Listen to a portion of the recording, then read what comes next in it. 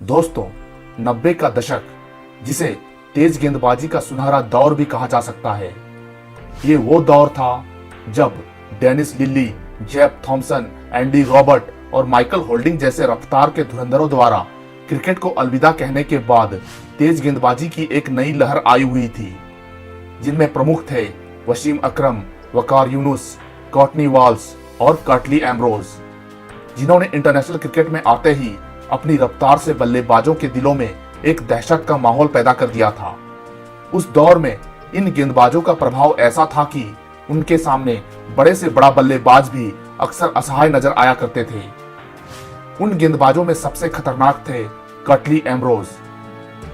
ऊंची लंबी कद काठी, ऊपर से उनकी आग उगलती गेंदबाजी, जो किसी भी बल्लेबाज का मनोबल तोड़ने के लिए काफी थी। एक ऐसा गेंदबाज जो अपने करियर के अधिकतर सालों में नंबर 1 रैंकिंग पर रहा और आखिर तक बल्लेबाजों के लिए एक चुनौती साबित हुआ। आज की वीडियो में भी हम इसी महान सितारे की जिंदगी और करियर के बारे में आपको बताने जा रहे हैं। एंटीगुआ कैरिबियाई क्षेत्र का एक छोटा सा देश, जिसने वर्ल्ड क्रिकेट को सर विवियन रिचर्ड से लेकर रिची रिचर्डसन और एंडी रॉबर्ट्स जैसे महान खिलाड़ी दिए हैं। इसी कैरिबियाई धरती में 21 सितंबर 1963 को बल्लेबाजों के लिए आतंक का दूसरा नाम कहे जाने वाले तेज गेंदबाज कर्टली एम्ब्रोज का जन्म हुआ था। गरीब परिवार में जन्मे एम्ब्रोज के पिता एक कारपेंटर थे, जो अपने परिवार का भरण पोषण करने के लिए फर्नीचर इत्यादि बनाकर बेचा करते थे। थोड़े बड़े होने पर एम्ब्रोज ने भी इस काम में अपने पिता की मदद करनी शुरू कर दी। स्पोर्ट्स में रुचि होने की वजह से एम्ब्रोज बचपन से ही कई तरह के स्पोर्ट्स खेला करते थे, लेकिन उन्हें सबसे ज्यादा बास्केटबॉल खेलना पसंद था और कभी कभी क्रिकेट मैचों में वो अंपायरिंग भी कर दिया करते थे। वहीं एम्ब्रोज की मां एक क्रिकेट प्रशंसक थी और वो एम्ब्रोज को भी क्रिकेट खेलने के लिए प्रोत्साहित किया करती थी। अपनी मां की इच्छा को ध्यान में रखते हुए एम्ब्रोज ने आखिरकार क्रिकेट खेलना भी शुरू कर दिया और समय के साथ साथ वो इस खेल में बेहतर भी होते चले गए। 20 साल की उम्र तक उन्हें क्लब क्रिकेट खेलने का अनुभव भी प्राप्त हो चुका था। क्लब क्रिकेट खेलने के दौरान ही वो first class cricket team leeward island के कोचेस की नजरों में भी आ गए थे। एम्ब्रोज ने अपने फर्स्ट क्लास करियर की शुरुआत साल 1986 में लीवार्ड आइलैंड की तरफ से गयाना के खिलाफ खेलते हुए किया, जिसमें वो 4 विकेट लेने में भी सफल रहे थे। हालांकि इसके बावजूद वो इस टीम में अपनी जगह बनाए रखने में असफल रहे और टीम से बाहर कर दिए गए। साल 1986 में स्कॉलरशिप की मदद से एम्ब्रोज को इंग्लैंड में क्लब क्रिकेट खेलने के लिए जाने का मौका मिला, जहां वो लिवरपूल लीग और सेंट्रल लंकाशायर लीग में खेले। इस दौरान उन्होंने शानदार गेंदबाजी करते हुए उस सीजन में 9.80 की एवरेज से कुल 84 विकेट लेकर दोबारा लीवार्ड आइलैंड की टीम में वापसी की। ब्रिटिश लीग में खेलने का अनुभव एम्ब्रोज के लिए काफी मददगार साबित हुआ और साथ ही उनकी बॉलिंग टेक्निक भी काफी बेहतर हो गई।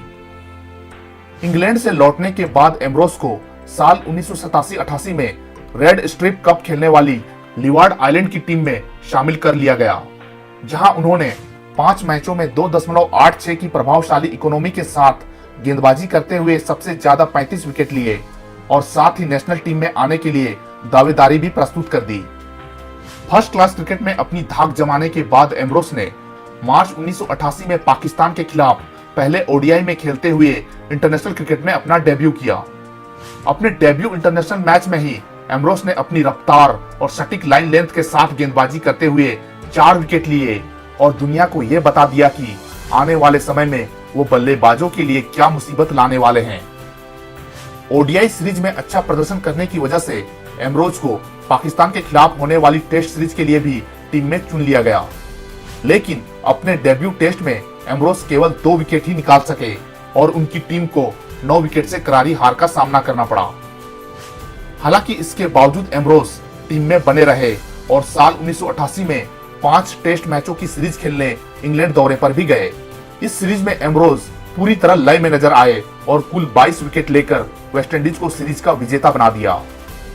इंग्लैंड दौरा खत्म होने के बाद एम्ब्रोज वेस्टइंडीज टीम के साथ ऑस्ट्रेलिया दौरे पर भी गए और वहां भी उन्होंने अपनी आक्रामक गेंदबाजी का सिलसिला जारी रखते हुए 5 मैचों की टेस्ट सीरीज में कुल 26 विकेट लेकर प्लेयर ऑफ द सीरीज का अवार्ड अपने नाम किया, जिसकी बदौलत वेस्टइंडीज ऑस्ट्रेलिया को 3-1 से मात देने में कामयाब रही।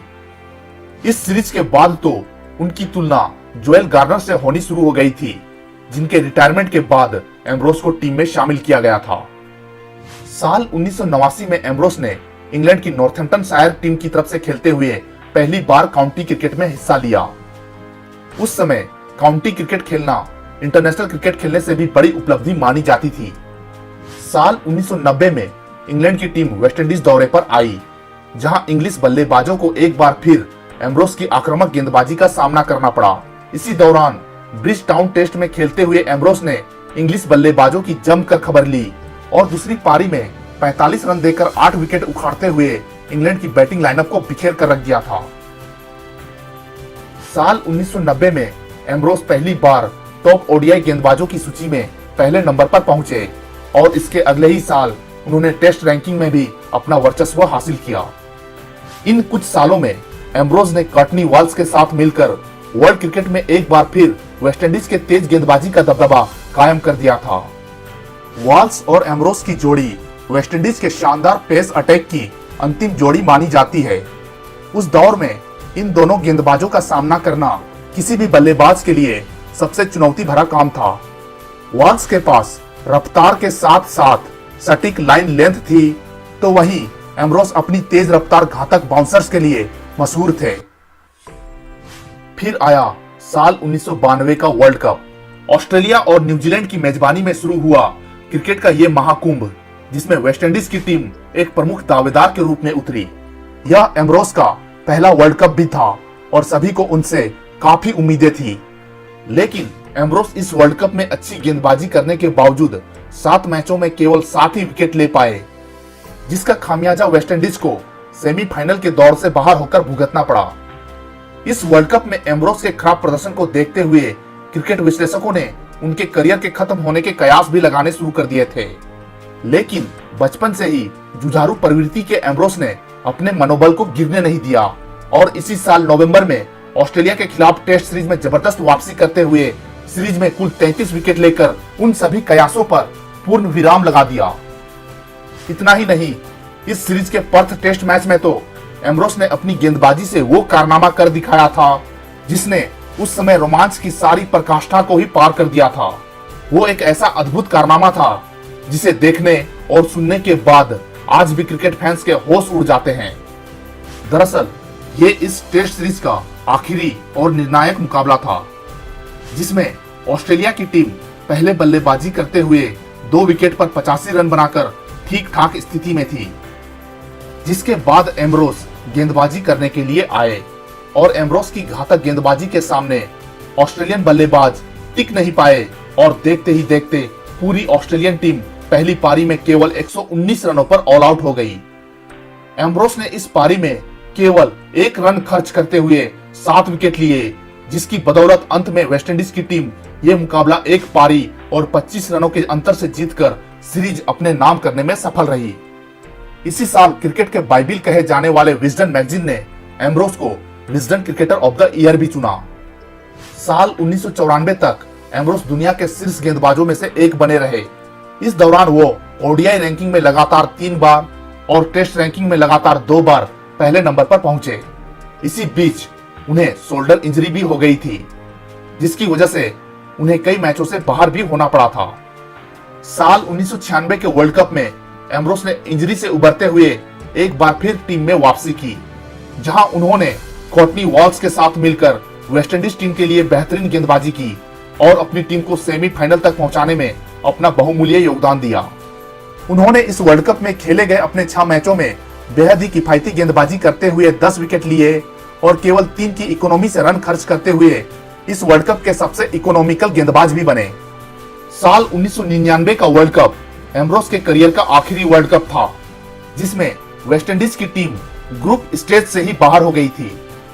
अपने करियर के आखिरी सालों में इंजरी की वजह से एम्ब्रोस कभी भी नियमित रूप से क्रिकेट नहीं खेल पाए, जिसके कारण वेस्टइंडीज क्रिकेट बोर्ड ने एम्ब्रोस का विकल्प तलाशना शुरू कर दिया था। हालांकि इसके बावजूद एम्ब्रोस को साल 2000 में इंग्लैंड दौरे पर जाने वाली टेस्ट टीम में जगह दी गई, जहां 31 अगस्त 2000 को एम्ब्रोस आखिरी बार इंटरनेशनल क्रिकेट खेलने ग्राउंड पर उतरे और इस टेस्ट सीरीज के खत्म होते ही इस महान तेज गेंदबाज ने अपने रिटायरमेंट की भी घोषणा कर दी।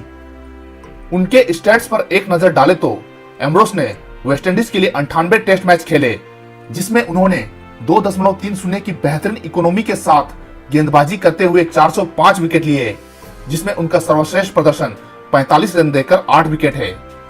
वहीं 176 ओडीआई मैचों में भी उन्होंने 3.48 की इकोनॉमी से गेंदबाजी करते हुए 225 विकेट अपने नाम किए, जिनमें उनका बेस्ट 17 रन देकर 5 विकेट रहा। उनके ये स्टैट्स अपने आप में ही एक गवाह है कि एम्ब्रोस किस लेवल के गेंदबाज थे। उनकी उपलब्धियों को ध्यान में रखते हुए आईसीसी ने साल 2010 में एम्ब्रोस को अपने हॉल ऑफ फेम में भी जगह देकर सम्मानित किया। इसी साल दिग्गज क्रिकेट एक्सपर्ट्स के पैनल द्वारा एम्ब्रोस वेस्टइंडीज के सर्वकालीन महान 11 खिलाड़ियों के ग्रुप में भी शामिल किए गए। साल 2014 में the Antigua and Barbuda high commission द्वारा एम्ब्रोस को नाइट की उपाधि देकर भी सम्मानित किया गया, जिसके बाद वो सर कटली एम्ब्रोस कहलाए गए। वहीं उनकी पर्सनल लाइफ की बात करें तो एम्ब्रोस ने साल 2001 में अपनी गर्लफ्रेंड रही ब्रिजेट बेंजामिन से शादी की और आगे चलकर वो 2 बेटियों के पिता भी बने। क्रिकेट से रिटायरमेंट लेने के बाद एम्ब्रोस ने म्यूजिक की दुनिया में अपना कदम रखा और बतौर बेस गिटारिस्ट कई बैंड्स के लिए परफॉर्मेंस भी दिए।